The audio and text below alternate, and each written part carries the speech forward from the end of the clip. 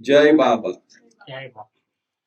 Baba says, mind stopped is God, mind working is man, mind slowed down is must, and mind working fast is mad. Where we belong amongst these four categories, we'll find for ourselves. Okay, at the outset, I would like to thank beloved Baba for having invited me here to speak on three subjects for 2 days. Before I begin, two clarifications. One is that I have been addressed as Dr. Cyrus Khambata. I I have done a course in naturopathy, and at one point in time, we were supposed to use that title, doctor, but not anymore. So just wanted to clarify that. And the second thing is, whenever I give any meaning to Baba's words, it is important to understand that those are my own interpretations, because Baba had made it very clear umpteen times that whenever we give meaning or interpret Baba's words, it is essential that we say that these are our interpretation, so that people don't misconstrue that as what Baba has explained. There's a saying in Hindi, हजारों पंडित हजारों श्याने खुदा की बातें खुदा ही जाने. There may be so many wise people, so many pandits, but God's work, God alone knows. So this phase of Manonash very fittingly comes into that purview, that irrespective of how much we try to understand what Baba must have done during this Manonash phase, it is beyond us to know what exactly Baba has done. Sorry.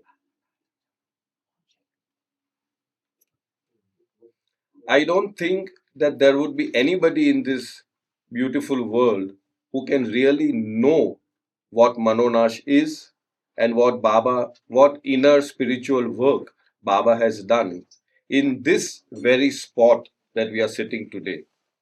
This is such a sacred spot, and we have no idea as to what work Baba has done. And the beauty of it is that Baba had said, Andhra is my mind. And it is here that Baba has done the work of Manonash, the annihilation or the nash or the destruction of the mind. Baba says that God is and Godhood begins where imagination ends. And since Manonash is a state beyond the mind, it is impossible to understand with our limited finite mind what exactly Manonash means. Baba says, mind wants to know that which is beyond mind. To know that which is beyond mind, mind must go, vanish, leaving no vestige of itself. Now, so far as the externalities of Manonash is concerned, it is all recorded beautifully in several books, and the latest being Bhauji's book, which talks about Bear Baba's new life. So we are not going into the details of all the externalities or the symbolism of Baba's external work, such as Baba was brought here in a decorated car by Dr. Donkin on the 15th of October 1951. Baba did a lot of work in this cave with all the models, the 5 models of the religion. Then Baba also sat in Baba Fakhruddin's Dargah. Then he sat in Vishnu's temple, Lord Vishnu's temple. All that we do not go into the details of it because it is already recorded in several books. And we also know that Baba had phased out the Manonath phase in 4 phases.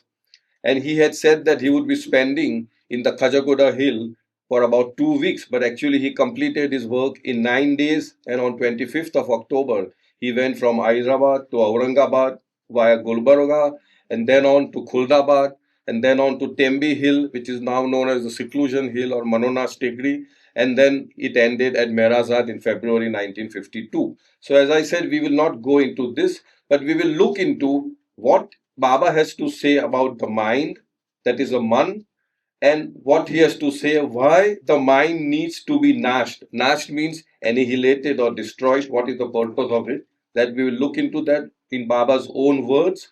Then we will look into how that can be achieved. Baba says that mind is the parent miracle. Mind is the one which creates the universe.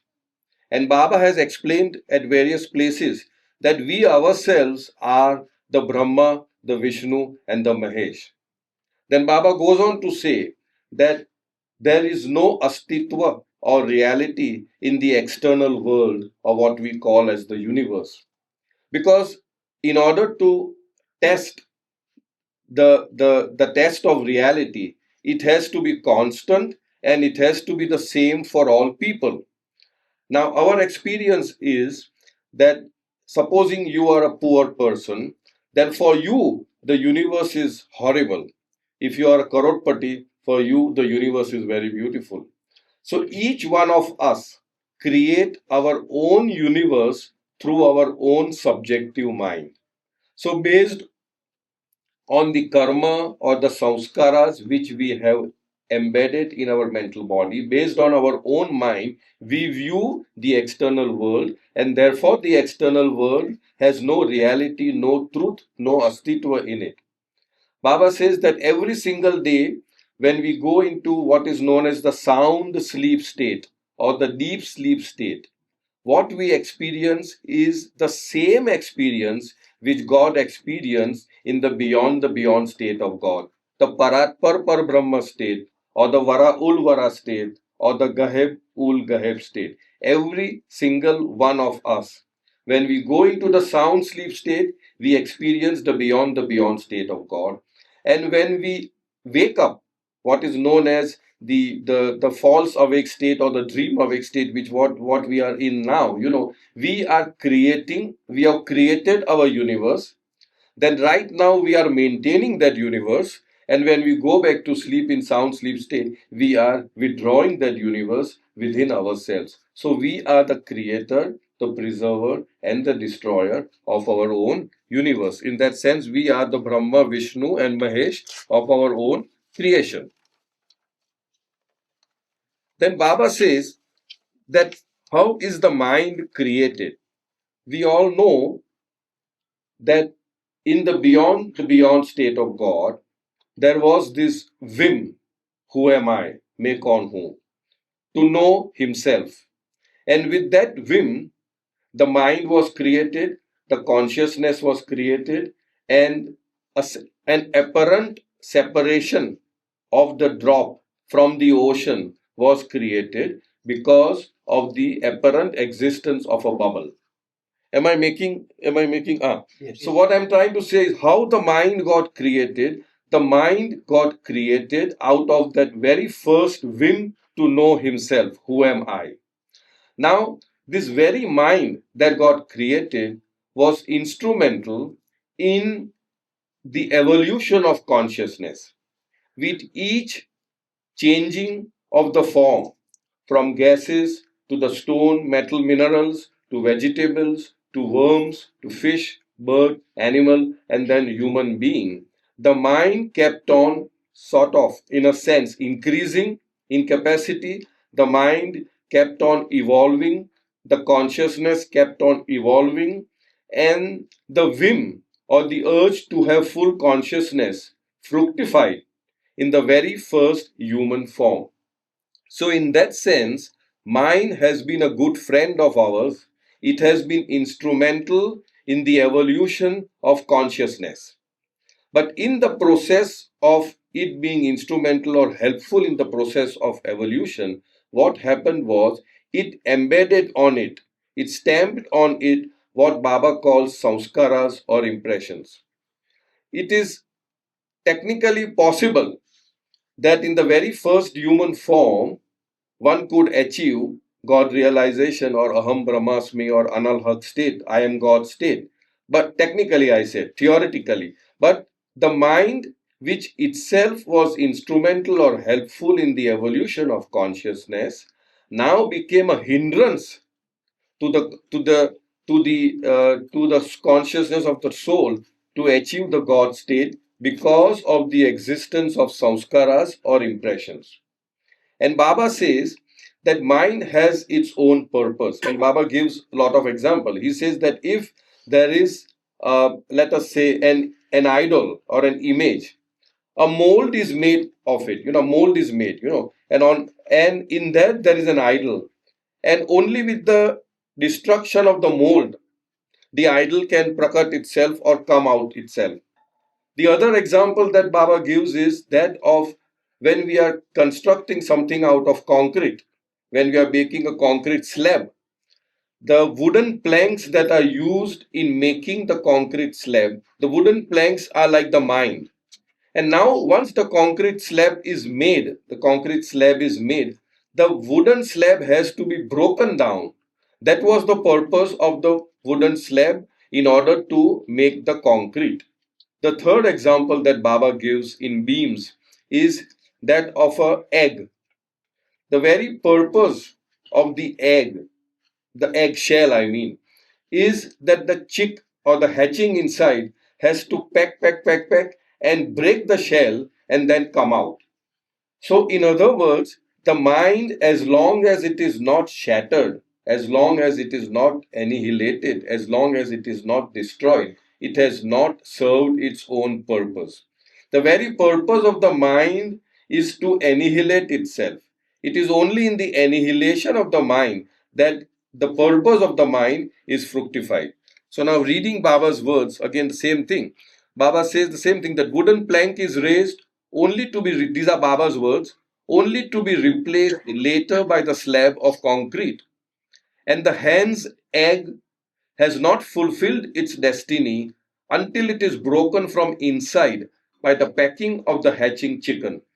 In the same way, the mind mold arises only in order that it may be shattered to pieces, and that its bursting may make possible the unfoldment of true and unlimited understanding, which is self sustained. So, only just as the song goes, Khudi ko mita ke Khuda ko prapt karna hai. Khudi is the aham, the limited finite self that has to be annihilated, that has to be destroyed. Only then you can have the experience of Godhood. Thus, the mind, which is the parent miracle, comes into existence only in order to vanish. The whole purpose of the mind is to vanish. And if it has not yet vanished, it means it has not served its own purpose. The vanishment of the mind means it's stopping to function as mind. It has to stop to function as mind. In its normal functioning, the mind sees, hears, and speaks, but it has to cease this functioning. It must not see, not hear, or not speak through impressional goadings as it is accustomed to do. In other words, how does a mind function and why does it function? Because there are impressions or samskaras loaded in the mind.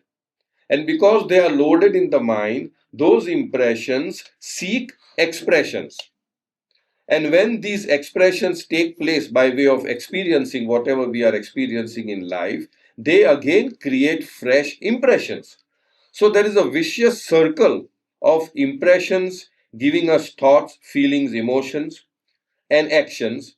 And once we put that into actions, in other words, when we express the impressions and experience the impressions, we create more and more impressions. So it's like a vicious circle from which it seems that we cannot come out from. So here Baba says that when the mind when it succeeds in stopping its impressional functioning, it has vanished as mind and achieved the last miracle in its vanishment. When the mind gets annihilated, it happens not through its own somersault or gymnastics, but by an act of divine grace. Baba has laid a lot of emphasis on a living perfect master, or the avatar, who is the eternal living perfect master, without whose help you cannot achieve the Manonash state. Baba has explained that whatever intellectual or spiritual acrobats or gymnastics that we may do, It may help us to move on from, let us say, the ground floor of your building to the terrace or to the top floor of your building. That way, that much you can go up to the sixth plane of consciousness. But in order to achieve the realization state, it is like jumping from the terrace or the roof of your building into the sky, which is almost an impossibility, and only a living perfect master or the avatar, who is the eternal living perfect master, whether he's in the physical form or not, he can always help anyone come out of the quagmire, and he can give us the realization. Talking about quagmire, quagmire is what we call as daldal, a quicksand. We all are in quicksand.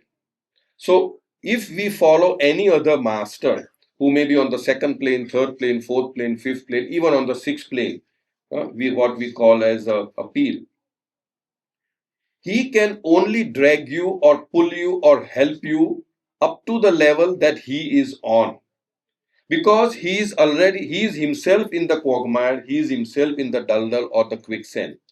The only ones who are standing on firm footing, on firm grounds, outside the quagmire, those people can only give you a helping hand and lift you.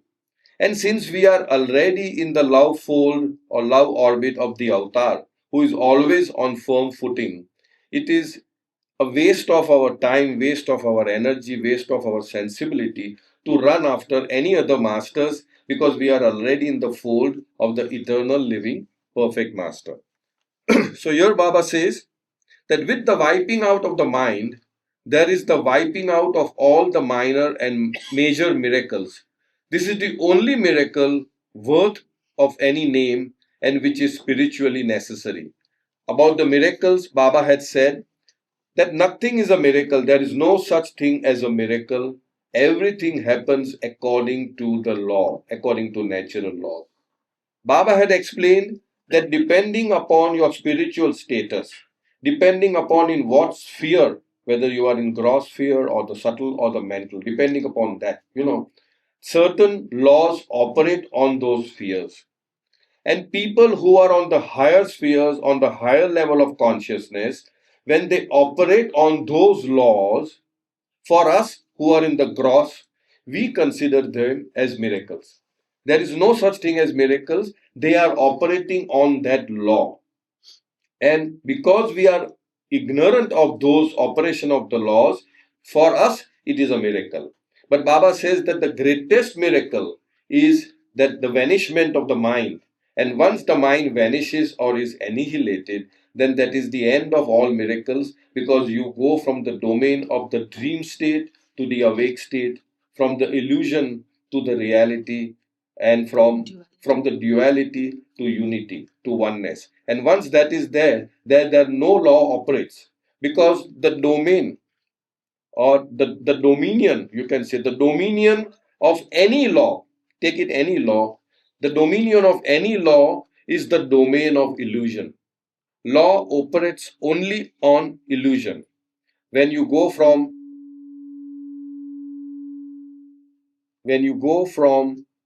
the dream to the awake state, there is no law, there is only truth over there.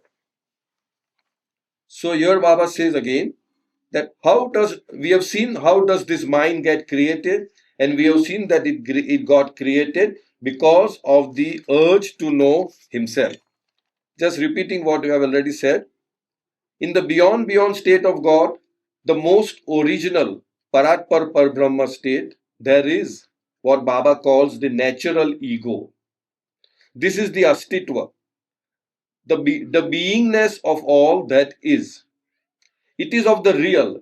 Baba has many a times we say that you have to eliminate or annihilate the ego. But Baba has clarified that the ego cannot be annihilated. The ego can only be transformed. It is the mind that is created. Because it is created, because it is born, it has to die. It is the mind that is annihilated and the ego which is transformed. The most original ego, Baba calls it the natural ego, that is the astitva or the beingness, and it is of the real, and therefore it cannot be annihilated.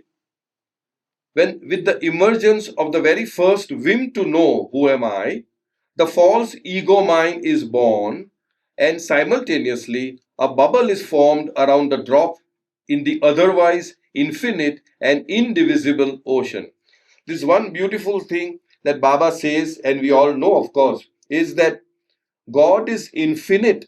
Not only He is infinite, but He is indivisible. And because He is indivisible, we are always and forever in that indivisibility of God. We can never ever be separated from God.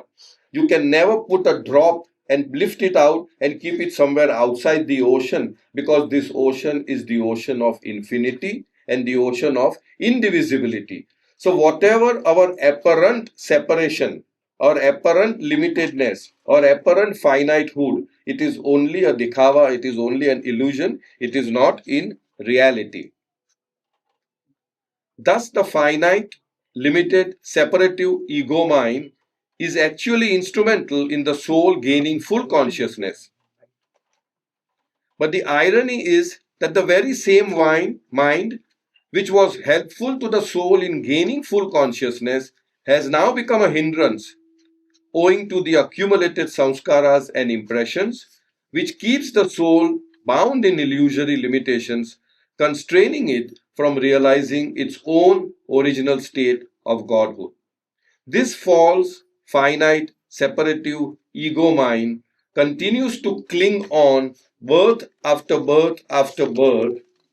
Even so, in the so-called states of heaven and hell, Baba says that after we die, we go into what is known as the astral world or the semi-subtle world. Even there, the mind continues its hold over the consciousness.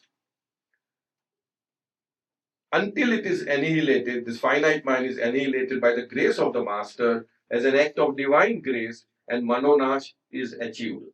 Then the real ego appears. Once Manonash is achieved, once the limited, finite, separative, egocentric, self-centric mind is nashed, is destroyed, is annihilated, then the real ego appears. The false ego is transferred into the real ego, which is the goal. Manonash thus means passing out of the separative self, the separative mind, to abide in God. Since the mind is of the false, it can be annihilated. Ego is of the truth, and therefore it cannot be annihilated. It can only be transformed, once only, from false ego to the real ego.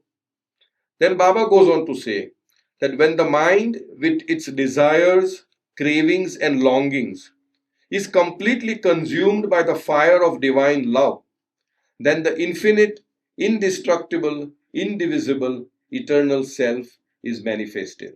These are Baba's words. This is Manonash, the annihilation of the false, limited, miserable, ignorant, destructible I, to be replaced by the real I, the eternal possessor of infinite knowledge, love, peace, power, bliss, and glory in its unchangeable existence. Manonash results in this glorious state in which plurality grows, plurality goes and unity comes, ignorance goes and knowledge comes, binding goes and freedom comes. We are all in this shoreless ocean of infinite knowledge, and yet are ignorant of it until the mind, which is the source of ignorance, vanishes forever. For ignorance ceases to exist when the mind ceases to exist.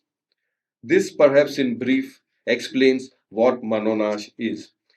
The idea is that unless and until the mind is annihilated, Manonash is the goal, Manonash is the final. Unless and until the limited finite self gives itself up, the unlimited self cannot exhibit itself or manifest itself. So, this is the meaning of what is Manonash. Manonash is that the duality goes and the unity comes.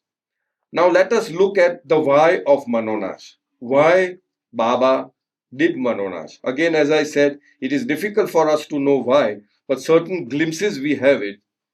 Way back in 1927, that is almost 24 years before Baba embarked upon Manonash from this very place, the Kajagoda Hill, in October 1951. Bailey, one of Baba's childhood friends and also one of his earliest disciples, records that on the 30th of March 1927, in the course of conversation with Baba, sitting near the Dhuni at Mehrabad, Baba gave a hint about his spiritual working. In that, Baba said that the troubles of the world is due to thinking and that Baba was going to take over this thinking upon himself, which would affect his health. Time and again, Baba had said that all problems start with thinking. A simple anecdote that happened, I don't remember the place where it was, where Baba and the Mandli were staying somewhere, and a message, a telegram was received by one Mr. Irani. I don't know whether it was Baidul or somebody, that somebody in the family died. And the moment the telegram came, the mind started thinking, and the mind was disturbed and perturbed. And Baba points out to him and says, well, whosoever your wife or family or whosoever died, but that person died 3 days back. And the past 3 days you've been enjoying with me. But now that you got the message of that, you are perturbed or disturbed or something. That means it is the thinking which is creating all the problems. And it so happened that after some hours, another telegram came, so words to the effect that the message that said was it was not meant for this Irani, but some other Irani which is not connected with Meher Baba's group. So again, there was jubilation and there was celebration and all that. So what Baba is trying to say is that all problems start with thinking. And Baba, way back in 1927, mind you, Baba said that I will have to take over the thinking over me and which will affect my health. Now a question may arise, and it arises in most thinking people. As to Baba said this, Baba said that, Baba did a lot of seclusion, Baba did a lot of, inner spiritual work. But it seems that there is no external change in the way the world is functioning. It seems. To this, my limited mind is thinking like this, that Baba had once said that whatever he is doing in this advent has already been chalked out in his last advent as Prophet Muhammad. That means in those times, he had already chalked out or drawn out a blueprint of how the next advent is going to be. So again, in my limited understanding, I feel that all that Baba has done over here in terms of Manonash, in terms of taking over the thinking, in terms of destroying root and branch, all the rites, rituals and ceremonies, in terms of, as Baba had said once, to the priest class, the Pandits, the Pujaris, the Maulvis, the Dasturs, that he had made a gesture like wringing the necks. I want to wring their necks. I want to just break their necks. But today we may not be seeing that happening. So perhaps, this is just perhaps, that Baba has laid a blueprint of what is to follow, maybe in the next 700 years or after the 700 years. So this blueprint is there where he has worked, like how he had worked as Muhammad, and what he has done is just execution of the blueprint of Muhammad's time. Perhaps what Baba has done now, we may have to, in terms of new humanity, in terms of all these aspects which Baba has emphasized so strongly. And he said that on the 30th of July 1968, Baba said, my work is complete and it is 100% to his satisfaction. So if it is 100% to the satisfaction of the Lord himself, I am sure the results would also be satisfactory. But when is a question of time, and because we have got a limited mind and we are bound by time, we feel when is it happening? It doesn't seem to be happening. It seems to be happening at a snail speed. It is crawling at a very, very small speed. So perhaps we need to know that when Baba works, when the avatar works, it's a long drawn out project and it is not something that will happen overnight. Coming back to the why of Manonash. Yeah. Baba being the God man, whose Manonash did this phase indicate? Baba had no mind in a sense that way. He had nothing to gain, nothing to accomplish for himself. Baba has said that all his actions are a reflection of his infinite love and mercy for all in creation.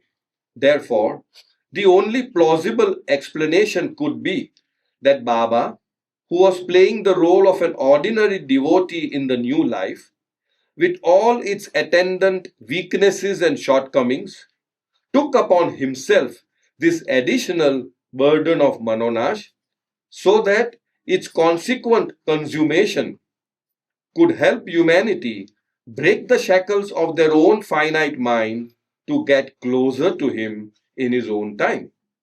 Perhaps just the way Baba, during his advent as Jesus the Christ, took upon himself the sins of the universe and the suffering of humanity by orchestrating his own crucifixion. So, in the same way, perhaps Baba has done this in order to help humanity break through the shackles of our own mind in times to come. That is why, before the start of Manonash, Baba had declared, I am absolutely full of weaknesses in my new life, and in spite of my present helplessness, I have got 4 months in hand to achieve the annihilation of the mind. We know that from 16th of October 1951 to 16th Feb 1952. It is like a lame person wanting to reach the top of Everest in 4 months. But I feel 100% confident that God will help me achieve this. Baba also asked his selected devotees to pray to God from the bottom of their hearts to help Baba in achieving this annihilation as he wanted it achieved. Baba said that he felt 100% confident that God will help him in this. Now, after completing his Manonash in Merazad in February 1952, again Baba declared, for these last 4 months, according to ordinary human standards and by ways and means known to me, I have tried my utmost for the achievement of Manonash, and I can say in all truth that I feel satisfied with my work. Baba was satisfied with the work. This satisfaction is due to the feeling I have of having regained my old life Meher Baba state, yet retaining my new life ordinary state. I have regained the knowledge, strength, and greatness that I had in the old life and, and retain the ignorance, weakness, and humility of the new life. This union of the old and the new life states has given birth to life, life that is eternally old and new. Baba further says, my efforts for Manonash have been positive and the results of Manonash will be positive. But the actual and concrete manifestation of this result, I leave entirely to the divine sanction. Where, how, and when the results will be, I leave entirely to the divine decree. So that is what my interpretation was, that Baba has done the spade work. Baba has done what needs to be done. Baba has the plinth level of the building he has done. Now it is for the new humanity to build on this gradually, and that may take perhaps many more years. And this and such other declarations Baba had made, and it got printed and it was circulated throughout the world to Baba lovers as what is known as Life Circular number 1.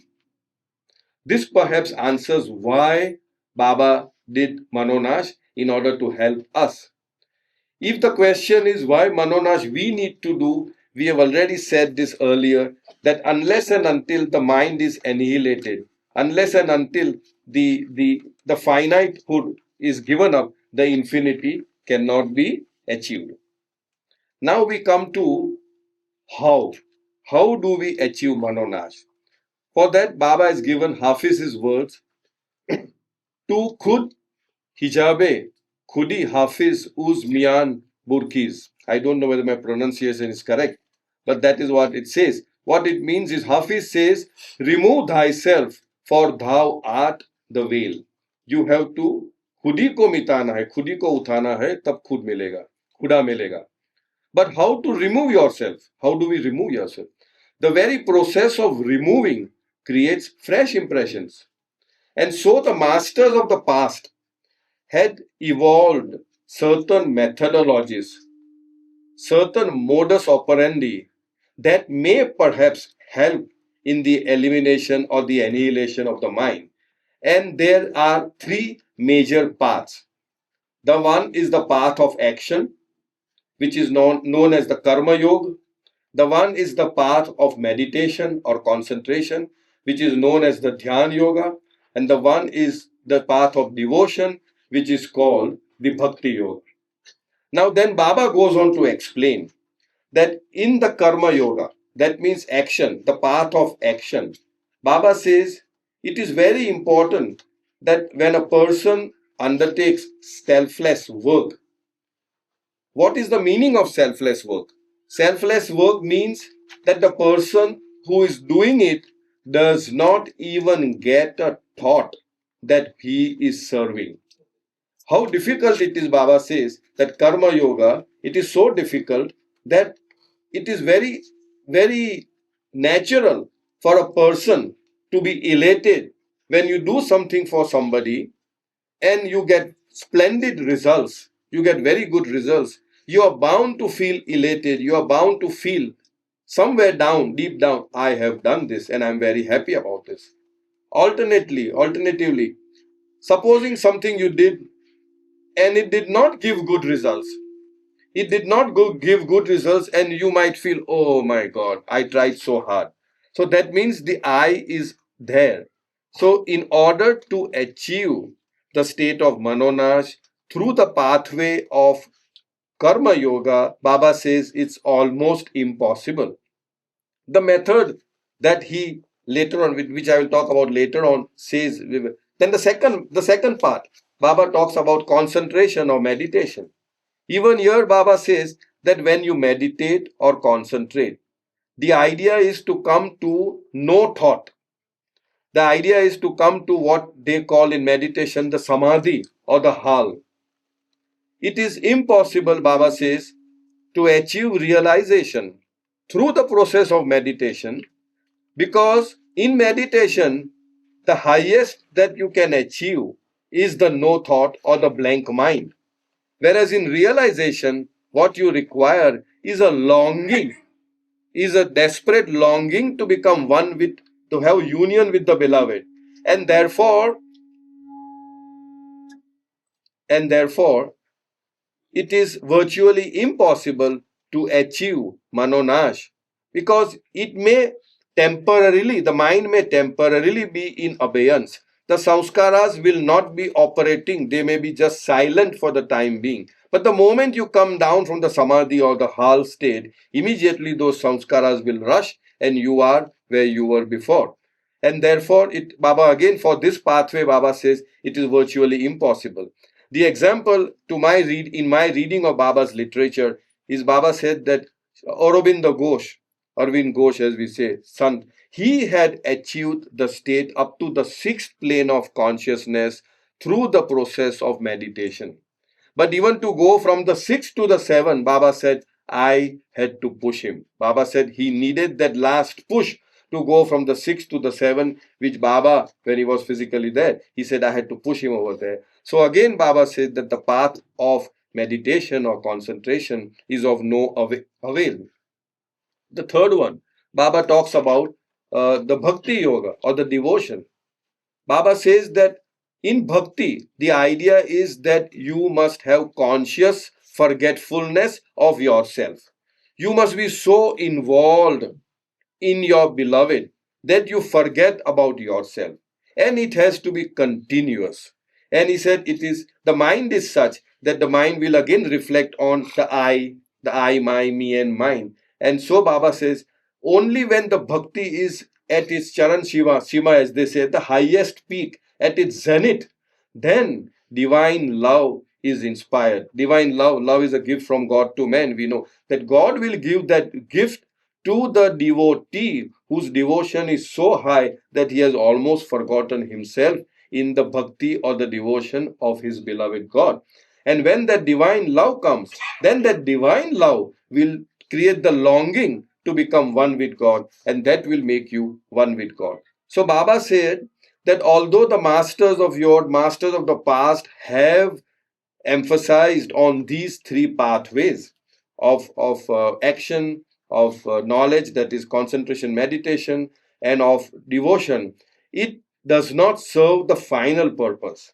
But if you do these things with honesty, absolute honesty and sincerity, then it will break a lot of shackles of your mind, and it will make you qualified to achieve the divine love, which will then take you to the master.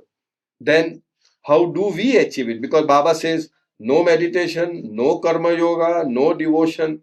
Then Baba says during the autaric period, this is the autaric period, love and direct relatedness to the avatar is the high road of all roads leading to inner development. In other words, if you really love the God man, the avatar, our master, if you really remember him at all times, if you really and wholeheartedly invite him to become your companion, the word companion is a very important word which Baba has used for the new life in the new life. So if we make Baba our constant companion, and if we remember him, and if we keep inviting him in our smallest of duties that we are doing in our day to day work, then Baba says a time may come that when you breathe your last, you may be able to remember me. And if you are able to remember me in your last breath, then you will come to me. So in Baba's My Wish also, the last wish says, I say with my divine authority to each and all that whosoever takes my name at the time of breathing his last comes to me. Now this is the divine authority, the Divya Adhikar. Other masters will say, take the name of Rama, take the name of Krishna, take the name of Jesus, take the name of Lord Muhammad, Prophet. But I have not read in any literature anybody saying, take my name. So this authority, this divine authority is that of the avatar himself, where he says, whosoever takes my name at the time, and my name would also include all the names of the past advent as well. He may not be a follower of Meher Baba, he may say Rama or he may say Jesus. So it's all the same. Whosoever takes my name at the time of breathing last comes to me. So do not forget to remember me in your dying moments. Now Baba goes on to say that it is difficult to remember me unless you start remembering me from now on. Even if you take my name just once every day, you will not forget to remember me in your dying moment. So in other words, in my understanding, Baba has taken away all the other spiritual, what he himself says, gymnastics out of our system, and he says, now that you have come in the avatar's fold, you need not go into all these things. You need not do all these things, because all the people around the world who do all these things generally end up creating more samskaras than eradicating samskaras, because they are doing from the platform of I am the doer, the doership, the kartutva abhiman, as we say. The aham is that I am doing. I can meditate for 2 hours without any blink, without any disturbance. Let anything happen, I can do. Or I can do. I am doing this bhakti. I'm sitting before the idol for 2 hours, 3 hours, so that I is there. So Baba says, because you are performing all these things of action, of meditation, or of devotion from the platform of I am the doer, what happens at the end of the day is that you actually accumulate more samskaras than removing the samskaras. The whole of this game is like playing the card game called Uno, where you throw all your cards down. You should have no cards with you, and once you throw all the cards down, you are the winner. So our samskaras, we have brought certain samskaras with us. Our job is to throw it out. And the only way to throw it out, as Baba says, is to create what is known as a provisional ego. A provisional ego in us, which is subservient to that of the master, which means that every moment we feel that it is the master who is doing things through us. It is the master who is doing it. And because the master is involved as our constant companion, the formula of creating fresh samskaras, which is doing something plus I am the doer is equal to the karma bandhan or the binding, that formula is broken down because I am not there. It is the master who is doing this. And over a period of time, our samskaras become loose, become feeble, become rarefied, and by our sincere effort and by His grace, if we are able to remember Him when we breathe our last and become one with Him. So that talks about how we can achieve the goal in the scenario that we are all in, being in Baba's beautiful love fold or love orbit. All that we need to do is just one pointedly, focused, keep on calling out to Baba, keep on remembering Him, keep on making Him our constant companion. With those few words, I would like to end about what is Manonash, why Manonash, and how we can achieve Manonash. But having said that, as I said, the intricacies of Manonash, the inner spiritual work that Baba did during Manonash, nobody can ever gauge that.